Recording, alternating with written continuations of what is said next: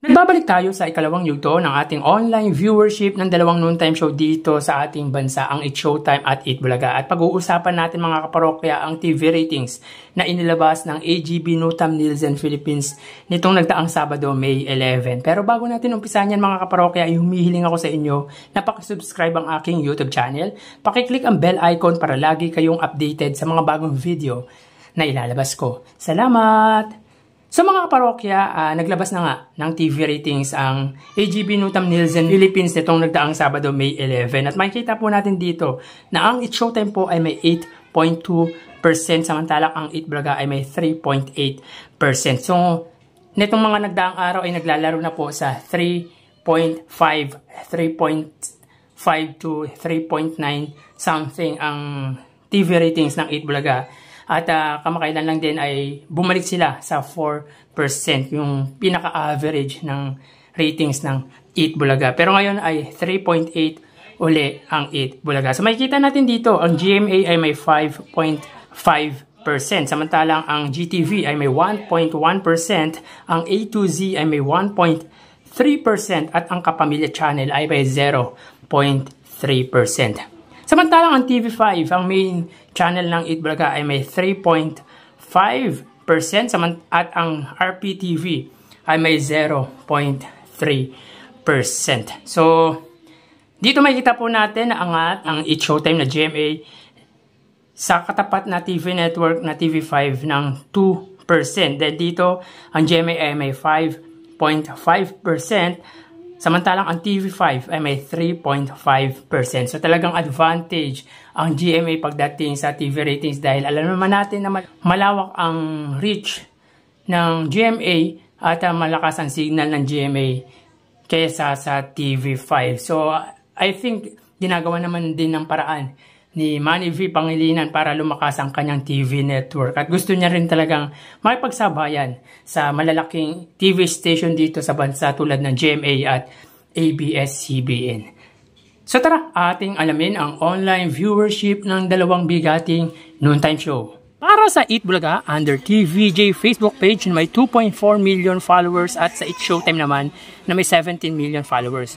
Sa unang yugto, ang It's Showtime po ay may 20,000 viewers at ang Eat Bulaga naman po ay may 8,000 viewers. So sa ikalawang yugto, may kita po natin dito, especially for you pa rin po, ang segment ng Eat Showtime. At meron po silang 24,300 viewers. Ang Eat Bulaga naman po, sila po ay may kasalukuyang segment na Gimme 5 at makikita po natin na sila po ay may 9,900 viewers. So click po natin mga kaparokya para po sa It's Showtime, sila po ay may 24,100 viewers at ang Eat Bulaga naman po, sila po ay may 10,000 live viewers. Yung 9,900 viewers na yun ay i-convert na po natin into 10,000 viewers. So dito sa ikalawang yugto ay nadagdagan ang Eat Bulaga ng 2,000 viewers, samantalang ang It's Showtime naman po ay 4,000 live viewers. So dito angat ang It's Showtime pagdating sa kanilang online viewership sa ikalawang yugto ng 14,000 live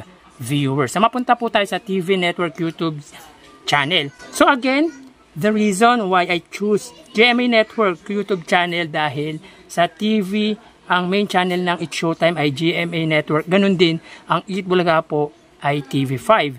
So, di naman alintana na mapapanood po sila sa GMA at TV5. Kaya, ang YouTube channel na gagawin natin pagdating sa online viewership ay ang GMA Network at TV5. So, para po sa Eat Bulaga, under po yan sa TV5 Philippines na may kasalukuyang subscribers na 1.77 million.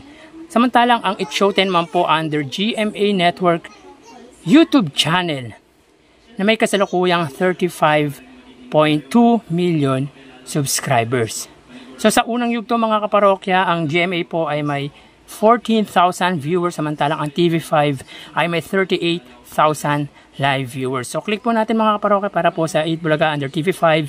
Sila po ay may 46,000 live viewers, samantalang ang GMA Network sila po ay may 20,000 live viewers. So ulitin po natin mga kaparokya, as of 1:36 PM ang Eat Bulaga under TV5 ay may 46,000 viewers. So dito nadagdagan po ng 8,000 viewers ang Eat Bulaga or TV5. Samantalang ang GMA naman po, sila po ay may 20,000 viewers. So dito pagdating sa ikalawang yugto, ang GMA Network YouTube channel ay nadagdagan ng 6,000 viewers. So dito sa ikalawang yugto ay angat po ang TV5 against GMA Network YouTube channel ng 26,000 viewers.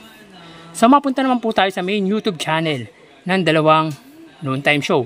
Para po sa Eat Bulaga na may kasalukuyang subscribers na 992,000 at ang Eat Showtime naman po, under po yan sa ABS-CBN Eat Showtime na may 2.2 million subscribers. So sa unang yugto, ang Eat Bulaga po ay may 55,000 viewers, samantalang ang Eat Showtime ay may 83,000 live viewers. So as of 1:37 PM, ang Eat Bulaga po, sila po ay may 59,000 viewers. Ang Eat Showtime naman po ay may 88,000 live viewers. So ulitin po natin mga kaparokya, as of 1:37 PM. Ang Eat Bulaga, sila po ay may 59,000 live viewers. Samantalang ang Eat Showtime ay may 88,000 live viewers. So, mababatid natin na pagdating sa ikalawang yugto ay hindi po umabot ng 100,000 viewers ang main channel ng Eat Showtime, na usually ay nangyayari na 100,000 plus ang kanilang online viewership pagdating sa ikalawang yugto. Siguro dahil na rin wala si Vice Ganda, dahilan kung bakit ganyan kababa ang online viewership ng Eat Showtime pagdating sa ikalawang yugto. Magkaganon man ay makita natin angat pa rin po ang Eat Showtime pagdating sa online viewership against sa Eat Bulaga ng 29,000 live viewers. So dito pagdating sa ikalawang yugto ay nadagdagan ang viewers ng Eat Bulaga ng 4,000 viewers, samantalang ang Eat Showtime naman po ay nadagdagan ng 5,000 live viewers. So, bali, ang total na nakuha ng Eat Showtime ay, para po sa Eat Bulaga, sila po ay nakakuha ng total live viewership na 115,000 viewers, samantalang ang Eat Showtime po ay 132,000 live viewers. So, pagdating dito sa ikalawang yugto ay angat po ang Eat Showtime ng 17,000 viewers sa katapat na noontime show na Eat Bulaga. So, dyan po nagtatapos ang ating ikalawang yugto sa araw na ito, araw po ng Miyerkules, May 15. So, mamaya magbabalik po tayo sa huling yugto ng ating online views update ng dalawang noontime show dito sa bansa. Magpapaalam na po muna ako pansamantala. Thank you and God bless.